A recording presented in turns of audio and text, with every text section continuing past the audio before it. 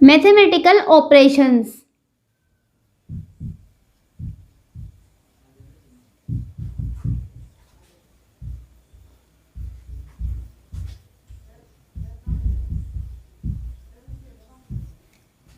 Mathematical operations, देखो mathematical operations होते क्या है इसके बारे में हम पढ़ेंगे।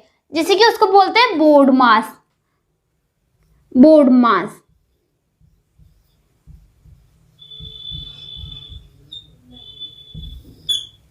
बोर्ड मास का मतलब क्या होता है? बोर्ड मास का मतलब होता है गणितीय संक्रियाओं को करने का सिस्टोमेटिक तरीका। मतलब सबसे पहले हमें जोड़ करना है, गुणा करना है, क्या करना है, घटाव करना है, भाग करना है, क्या करना है, उसका ऊपर गणितीय संक्रियाएं, मतलब बोर्ड मास का अर्थ क्या होता है? गणितीय संक्रियाओं को करने का सिस्टोमेटिक तरीका। लेकिन इसका लेटेस्ट वर्जन क्या है? वी बोर्ड मास, क्योंकि आजकल latest V BODMAS, V का मतलब होता है विनकुलम लाइन। तो विनकुलम लाइन आ गई है, इसलिए इसका लेटेस्ट अब वो वर्जन क्या हो गया है? वी बोर्ड मास। जो तो बोर्ड मास का मतलब तो क्या होता है? गणितीय संक्रियाओं को करने का सिस्टोमेटिक तरीका। अब वी बोर्ड मास, वी से स्टार्ट हो रहा है ना, तो वी बोर्ड मास की फुल फॉर्म, इन सारे अक्षरों का मतलब क्या है वो हम पढ़ेंगे। जैसे कि वी का मतलब होता है यहाँ पर विनकुलम रेखा। विनकुलम रेखा, vinculum line, sorry, vinculum line क्या होता है? रेखा आबंधी। रेखा, अब रेखा आबंधी होती क्या है ये देखते हैं। जैसे कि ये है, अगर हमें गणितीय संक्रियाओं में सबसे पहले अगर ये ऐसा पोर्शन कहीं दिखता है तो हम सबसे पहले इसको सोल्व करेंगे। किसको? विनकुलम लाइन को सोल्व करेंगे सबसे पहले हम। जैसे कि और जोड़, घटाव, गुणा, भाग ये सब हम बाद में करेंगे। सबसे पहले क्या करेंगे हम? Vinculum line. वी का मतलब क्या होता है? विनकुलम लाइन, रेखा आबंधी। इसको क्या बोलते हैं? रेखा आबंधी। और इसके बाद बी का मतलब क्या होता है? बी का मतलब होता है ब्रैकेट। बी का मतलब क्या होता है? ब्रैकेट। ब्रैकेट का मतलब हिंदी में क्या बोलते हैं? कोष्ठक। जैसे कि आप सबको पता है कोष्ठक 3 प्रकार के होते हैं। सबसे छोटा कोष्ठक, फिर मंझला कोष्ठक और सबसे बड़ा कोष्ठक। देखो फर्स्ट नंबर का क्या है? स्मॉल कोष्ठक, स्मॉल ब्रैकेट,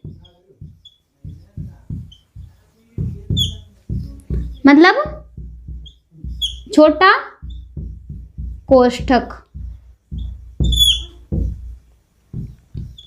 जैसे कि ये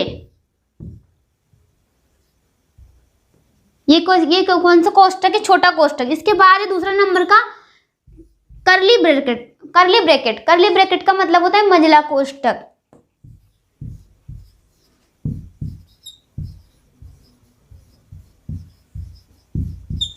करली ब्रैकेट मतलब मंझला कोष्ठक।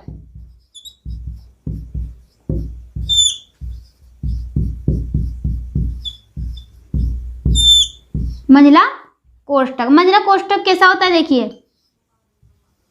ये कौन सा कोष्ठक है? मंझला कोष्ठक। इसके बाद है बिग ब्रैकेट,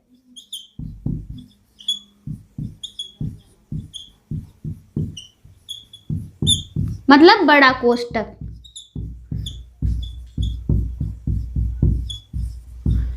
बड़ा कोष्ठक कैसा होता है? ये कैसा कोष्ठक है? बड़ा।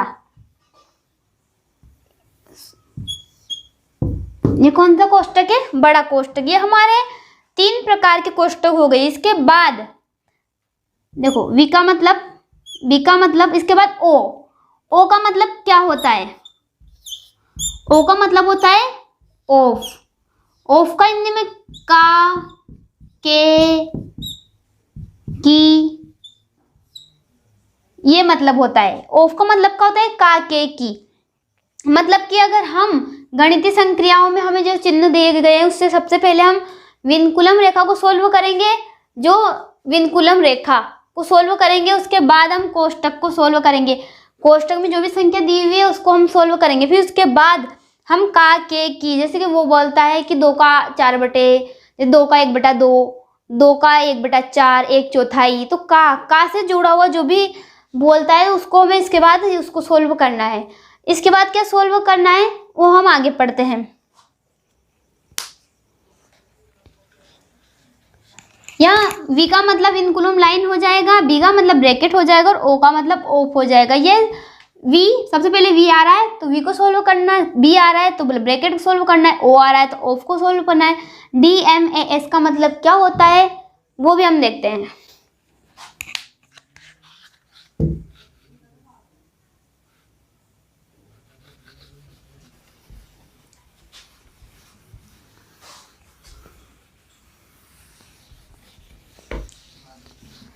इसके बाद हम D का मतलब देखेंगे।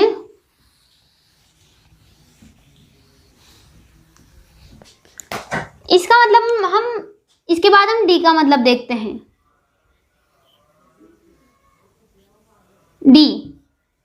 D का मतलब होता है डिवीजन।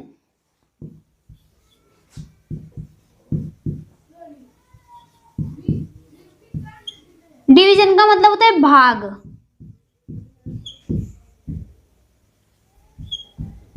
क्या होता है? भाग। डी का मतलब डिवीजन, डिवीजन का मतलब होता है भाग। हम विनकुलम रेखा के बाद क्या क्या सोल्व करेंगे? ब्रैकेट, ब्रैकेट के बाद ऑफ, का के की, और ऑफ के बाद क्या? डिवीजन, मतलब सब। उसके बाद हम भाग, जो भी भाग का चिन्ह है उस वाली संख्या को सोल्व करेंगे। उसके बाद एम, एम का मतलब क्या होता है? मल्टीप्लाई। एम का मतलब क्या होता है? मल्टीप्लाई। मल्टीप्लाई का मतलब होता है गुणा। मल्टीप्लाई का मतलब क्या होता है? गुणा।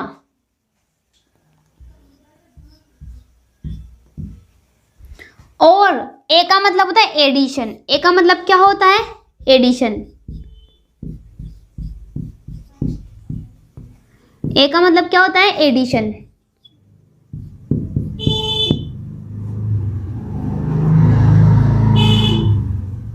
ए का मतलब क्या होता है? एडिशन। एडिशन का मतलब होता है जोड़। एडिशन का मतलब क्या होता है? जोड़। और एस, एस का मतलब होता है सबट्रैक्ट। एस का मतलब होता है सबट्रैक्ट, घटाओ।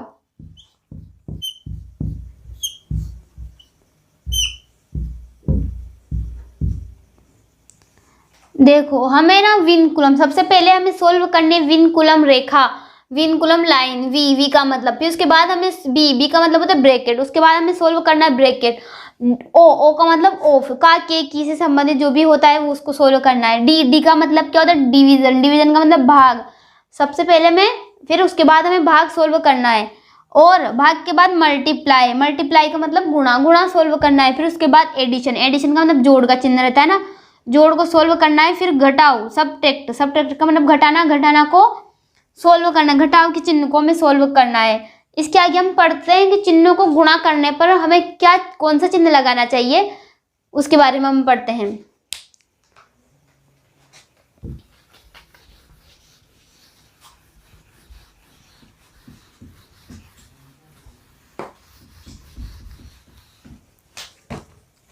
जैसे कि चिन्हों को गुणा करने पर,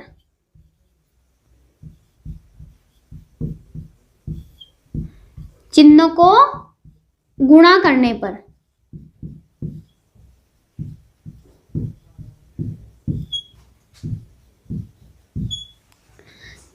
अगर हम प्लस को प्लस से गुणा करेंगे, जैसे कि ये प्लस है,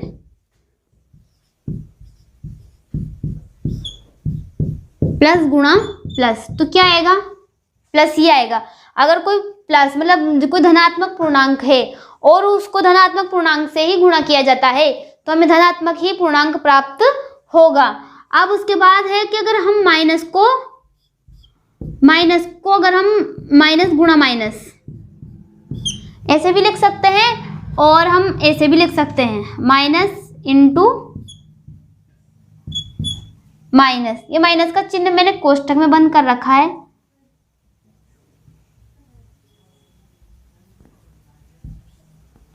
माइनस इंटू माइनस। अगर माइनस माइनस गुणा होता है तो हमेशा प्लस आता है, लेकिन अगर माइनस माइनस को जोड़ा जाता है तो माइनस ही आता है। माइनस माइनस यहाँ पे क्या कर रहे हैं, हम गुणा कर रहे हैं, तो माइनस माइनस क्या हो जाएगा, प्लस हो जाएगा, क्योंकि माइनस माइनस एक दूसरे को काट देंगे। सिर्फ गुणा में ही माइनस माइनस एक दूसरे को काटेंगे, जोड़ में माइनस माइनस एक दूसरे को नहीं काटेंगे। यहाँ पे हमने माइनस और माइनस को माइनस से गुणा करेंगे तो हमें क्या प्राप्त होगा, धनात्मक पूर्णांक। गुणा भी लिख सकते हैं आप, गुणा का चिन्ह भी लगा सकते हैं। अब हम अगर प्लस में माइनस, प्लस को अगर हम माइनस से गुणा करेंगे तो हमें प्राप्त होगा माइनस। क्या प्राप्त होगा, हमें क्या प्राप्त होगा, अगर हम प्लस को माइनस से गुणा करेंगे तो हमें प्राप्त होगा माइनस, और हम माइनस को प्लस से गुणा करेंगे तो भी हमें क्या प्राप्त होगा, माइनस। मतलब अगर हम किसी धनात्मक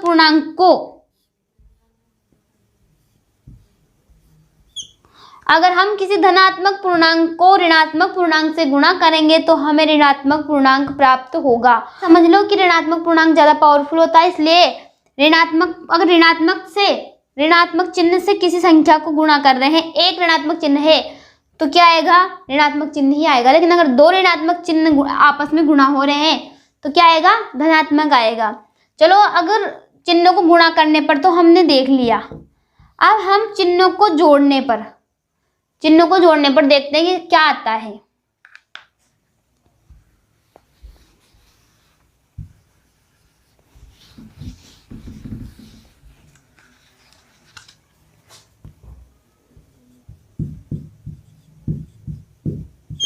चिन्हों को जोड़ने पर, चिन्हों का योग करने पर, चलो चिन्हों का योग करने पर, देखो चिन्हों का योग करने पर कैसे क्या होगा, जैसे कि अगर हम धनात्मक पूर्णांक से ही योग करेंगे तो हमें धनात्मक चिन्ह ही प्राप्त होगा। अगर हम प्लस के साइन, मतलब प्लस के चिन्ह को प्लस की चिन्ह वाली संख्या को प्लस के चिन्ह वाली संख्या से जोड़ेंगे तो हमें प्लस का चिन्ह वाली संख्या ही प्राप्त होगी। मतलब धनात्मक को धनात्मक से जोड़ेंगे धनात्मक ही आएगा, और ऋणात्मक को ऋणात्मक से जोड़ेंगे तो क्या, ऋणात्मक ही आएगा। -5 प्लस -5 माइनस के 10 होंगे। मतलब माइनस माइनस गुणा होते हैं तो प्लस आ जाता है, लेकिन अगर माइनस माइनस जोड़ेंगे तो माइनस ही आएगा। अगर हम प्लस में माइनस को जोड़ते हैं तो क्या आएगा, अकॉर्डिंग टू नंबर। अगर माइनस वाली संख्या बड़ी है तो माइनस आएगा और प्लस वाली संख्या बड़ी है तो प्लस आएगा। मतलब हम लिख सकते हैं कि अकॉर्डिंग टू नंबर।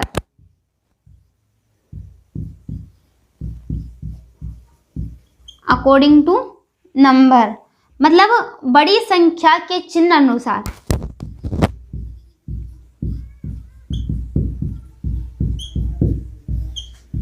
बड़ी संख्या के चिन्ह अनुसार।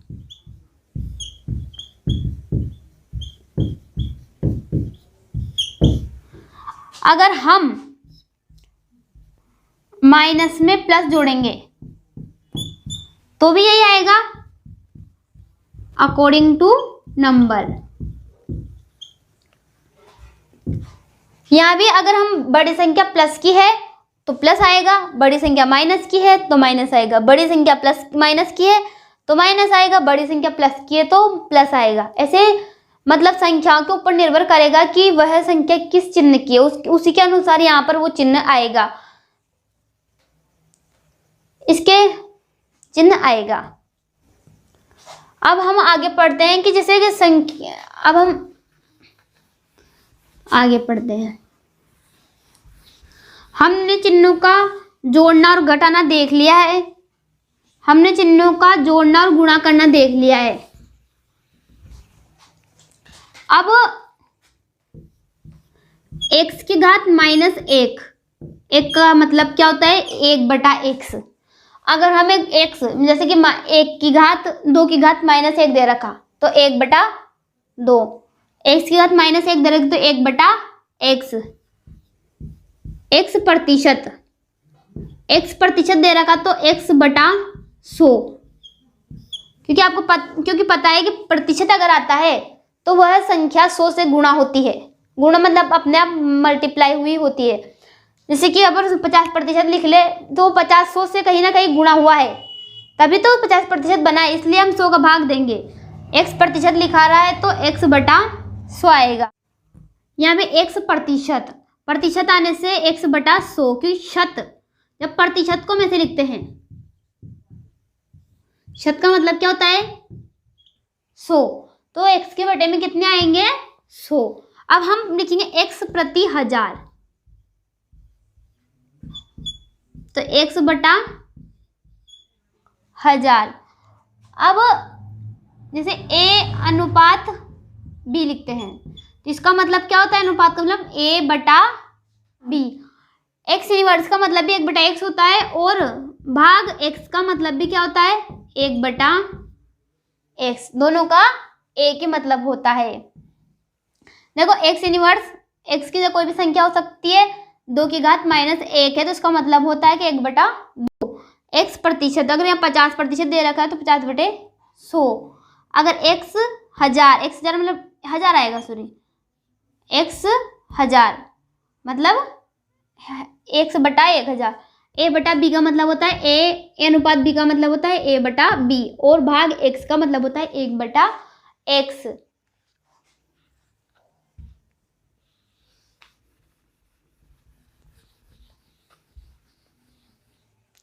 अब under root x, root x का मतलब क्या होता है, x की घात, रूट एक्स का मतलब क्या होता है x की घात 1 बटा 2। जो ये अंडर रूट होता है, अंडर रूट हमेशा 1 बटा 2 घात को प्रदर्शित करता है। जैसे कि ये अंडर रूट, अगर अंडर रूट का मतलब क्या होता है, जैसे कि अंडर रूट में अगर 4 है, 4 किसका वर्ग होता है 2 का, तो 4 का वर्गमूल क्या आएगा 2 आ जाएगा, क्योंकि 2 इंटू 2 कितना होता है 4 होता है। ऐसे ही अंडर रूट एक्स जो 1 बटा 2 घात को प्रदर्शित करता है, अंडर रूट का मतलब क्या होता है 1 बटा 2 घात। अगर अंडर रूट के आगे ऐसे लग रहा है तो इसका मतलब होता है x की घात 1 बटा 3, इसका मतलब क्या होता है x की घात 1 बटा 3। चलिए इसके बाद हम क्वेश्चंस देखते हैं कि वो क्वेश्चंस क्या है, किस प्रकार के क्वेश्चन एग्जाम में पूछे जाते हैं, वो हम देखते हैं। क्वेश्चन लिखो, 2 प्लस 2 का आधा कितना होता है।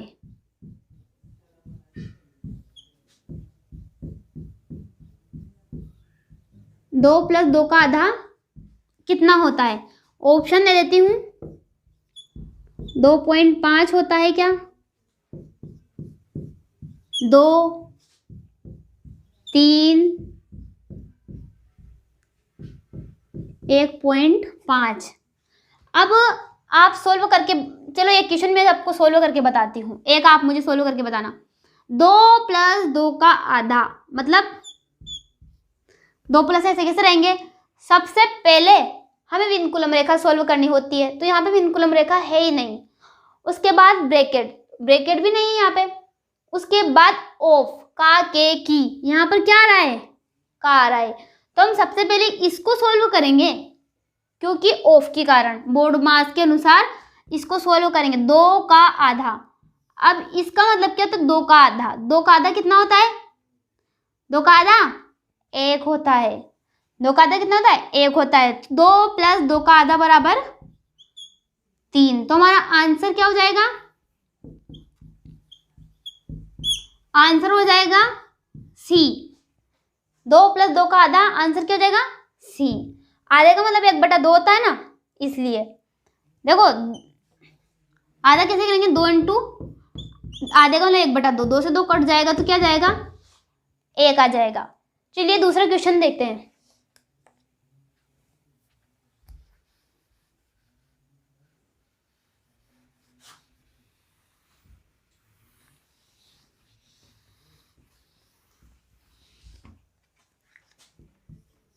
4 + 4 का 1/4।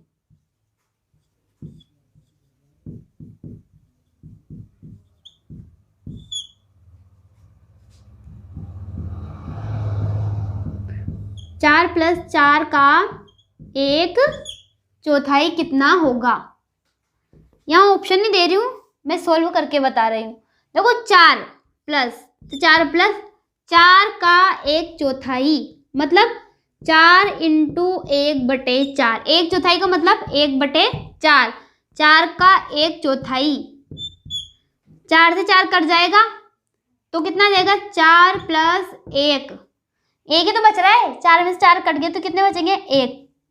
4 + 4 × 4 × 4 + 1 बराबर 5 आ जाएगी हमारे पास ये।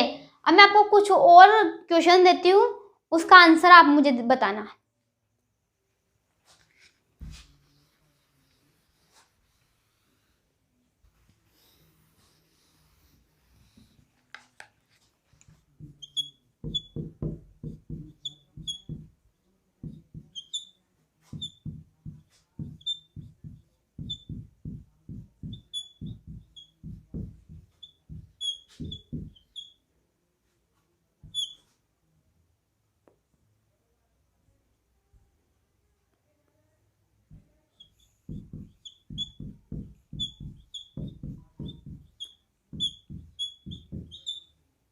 ये प्रश्न है, अब इसको कैसे सॉल्व करते हैं देखते हैं। देखो भाग का मतलब है 5, ये इसका एक मतलब ये उल्टा हो जाएगा।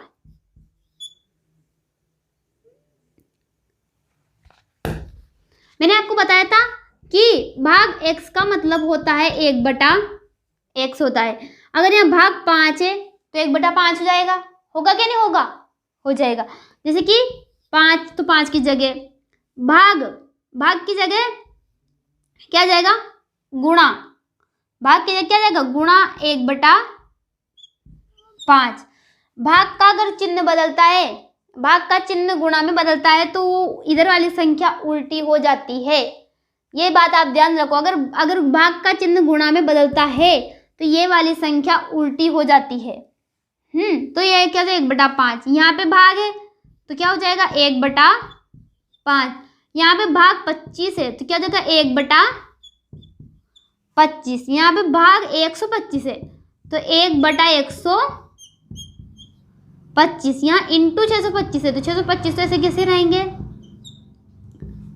यहाँ 25 है, भाग में है तो बटे में 25 आ जाएंगे।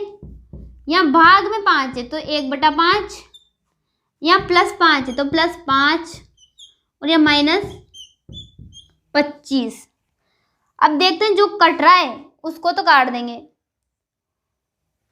5 से 5 कट जाएगा सबसे पहले, तो कटेगा नहीं कटेगा? कट जाएगा। और 125 पंजे कितने होते हैं? 625। 125 पंजे कितने होते हैं? 125 पंजे 625। कटेंगे नहीं कटेंगे? अगर ऊपर नीचे कोई संख्या होती है, गुणा में और भाग में है, तो वह क्या आएगी? कट जाएगी। और 125 पंजे 625, तो ये 125 से 625 भी कट जाएंगे। अब आपको कट रहा है क्या? ये ऊपर नीचे कुछ भी नहीं कट रहा है, यहाँ प्लस आ गया है, इसलिए हम इस 5 से इस 5 को नहीं काट सकते हैं। अब हमारे पास क्या क्या बच रहा है? देखो 1/25 बच रहा है ना? कुछ भी नहीं बच रहा है, 1/25 बच रहा है। यहाँ भी 1/25 बच रहा है इंटू 1/5 बच रहा है। अब ये हम गुणा तो कर लेंगे, ये अलग ही है। अगर 25 में से 5 गए तो कितने बचेंगे? माइनस के 20। अब 25 पंजे 125 और 125 को 25 से गुणा करेंगे तो 125 को 25 से गुणा करेंगे तो 125 पंजे 625। 625 के 5 हासिल के 62 और 125 दूने 250। 250 में 60 जोड़ेंगे तो 300 12 मतलब 3125 आएंगे हमारे पास। माइनस में क्या चल रहा है, 3125 तो बटे में आएंगे, सॉरी,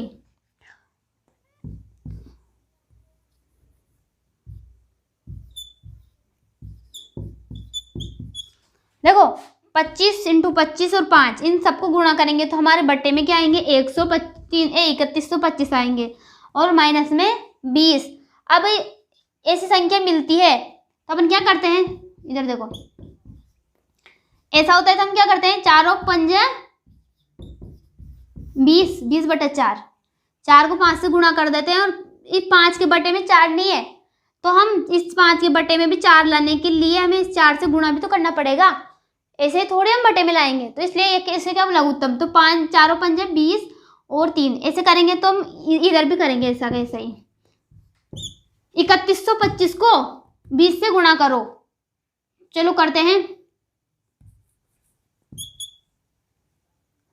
3125 मतलब 5 दूने 10, 10 की 0, 1 0 तो यही 10 की 0 हासिल का 1, 2 दूने 4, 1 5, 1 दूने 2, 3 दूने 6,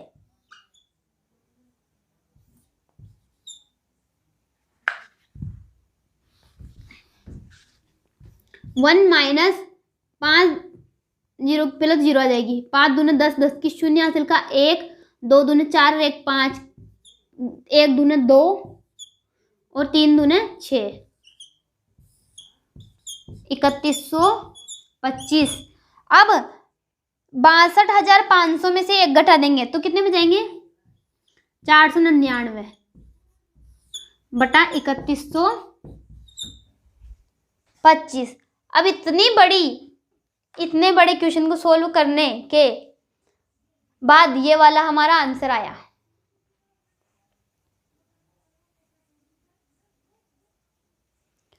पर ये माइनस का आएगा, क्यों आएगा माइनस का, क्योंकि ये संख्या बड़ी संख्या काय की है, माइनस की है, इसलिए यहाँ पे क्या आएगा, माइनस आएगा। चलो एक बार और समझ लो, यहाँ पर भाग का चिन्ह आया, भाग के चिन्ह को जब हम गुणा में बदलेंगे तो क्या आएगा, भाग के चिन्ह को जब गुणा में बदलेंगे तो क्या आएगा, 1/5। ये इधर वाली संख्या क्या हो जाएगी, उल्टी, चिन्ह बदलने पर संख्या उल्टी हो जाएगी, चिन्ह बदलने पर संख्या उल्टी हो जाएगी। और फिर ये भी चिन्ह बदला 1 बटे में, फिर ये गुणा में था तो गुणा का ऐसा ही 25, इन सबको हमने ऐसे कर लिया। प्लस और माइनस के अभी कुछ नहीं किया अपन ने। इसके बाद अपन ने जो कट रहा है सबसे पहले काटना है, काटने से क्या है कि टर्म छोटी हो जाती है, तो काटने से हमें फिर बाद में गुणा करने में आसान रहता है, इसलिए काट दिया, जो कट रहा था वो काट दिया। 5 से 5 कट गया, 125, 5 625 कट गया और 25 ये 25 ये 25 ये सब नीचे हैं, इसलिए ये सब नहीं कटेंगे, ये नहीं कटेंगे। फिर उसके बाद प्लस और ये तो सही ऐसा का सही है सही। अब क्या क्या गुणा करना है उन सबको एक तरफ लिख लेंगे और इसके बाद वाली टर्म को 25 में से 5 गए तो 20 ऐसे कैसे लिख लेंगे। अब 25 × 5 125 होता है, 125 को 25 से गुणा करेंगे तो आएगा 3125। और या माइनस में जो 25 में से 5 माइनस किए तो 20 तो चल ही रहे हैं। अब 3125 और 20 का लघुत्तम लेते हैं तो आएगा 62,500। 1 माइनस 62,500, एक में से अगर 62,500 में से 1 घटाएंगे तो माइनस के 62,499 बचेंगे और बटे में 3125 हमारे चल रहे हैं। ये तो मैंने ऐसे ही रफली करके बताया था। इस प्रकार का क्वेश्चन ऐसे सोल्व कर। अब मैं आपको एक प्रश्न दूंगी, उसका आंसर आप मुझे करके बताना।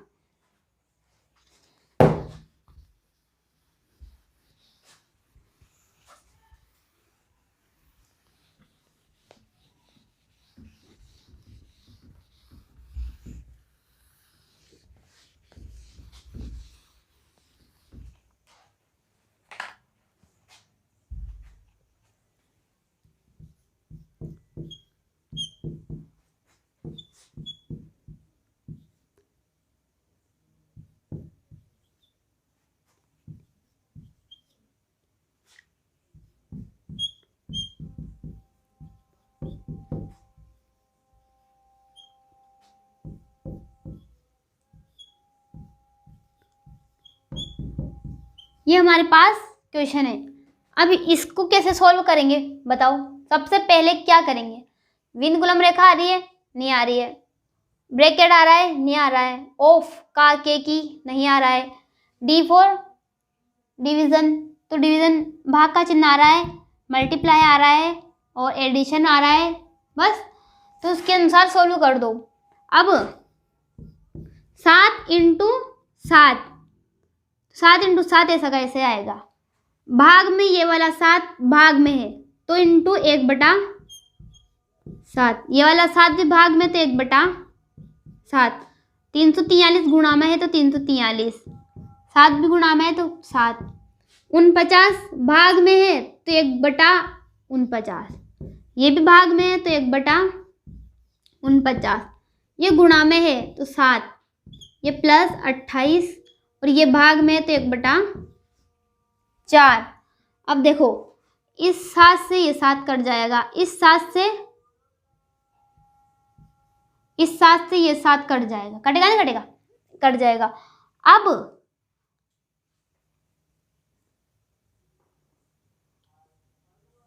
देखो 7 से 49 कटेंगे, 7 तो 49 कटेंगे नहीं कटेंगे? और इस 7 से ये 7 कट जाएगा ना। अब 49 से भी ये कहीं ना कहीं कट रहा है, हम पहले 7 से काट देंगे। 7 तो 49 और 7 से इसको काटेंगे तो 7 चौक 28, तो हमारे पास 6 बच रहे हैं। 6 और 3 कितने हो जाएंगे? 63, तो 63, तो 7 9 63। फिर इस 7 से काटेंगे तो 7 तो 49, मतलब 49 7 343 होता है। 49 7 कितने होता है? 49 7 कितना होगा? मतलब 343 होता है। अब ये 7 है, अब कुछ भी काटने का बच रहा है क्या? कुछ भी नहीं बच रहा है। मतलब ऊपर क्या है? ऊपर है ये 7, ओनली 7। नीचे क्या है? कुछ भी नहीं है। उसके बाद क्या है? प्लस है। 4 और 7 28, इधर भी क्या बच रहा है? 7 बच रहा है। और भी कुछ है क्या? कुछ भी नहीं है। तो 7 और 7 कितने हो जाएंगे हमारे पास? 7 और 7 कितने हो जाएंगे? 14।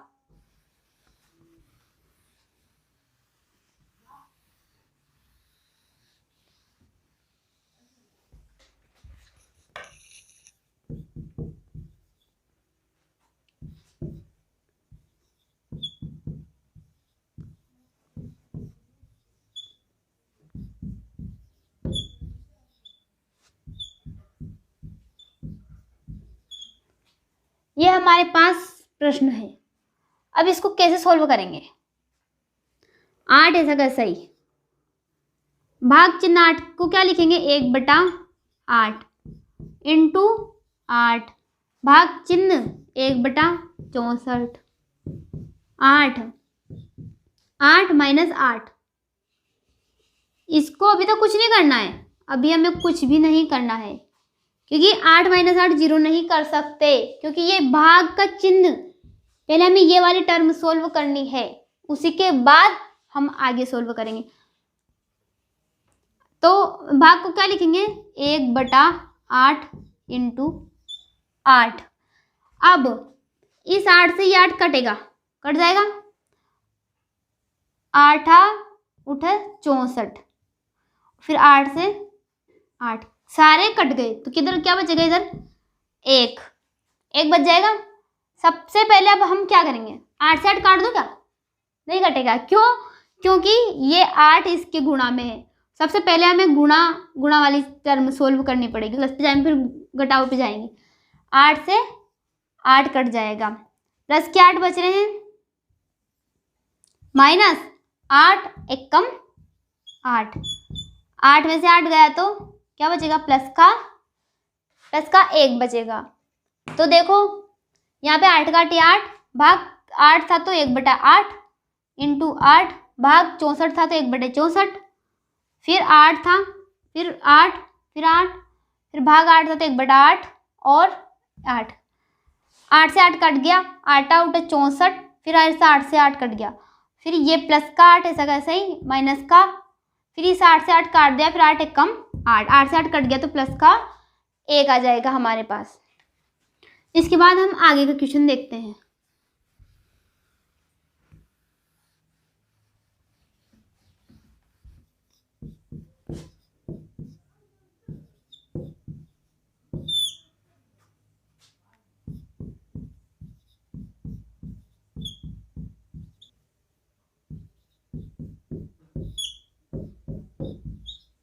ये क्वेश्चन हो गया।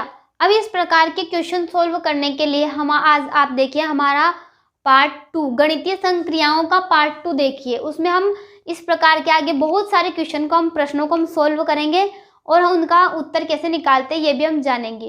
तो देखिए हमारा पार्ट 2।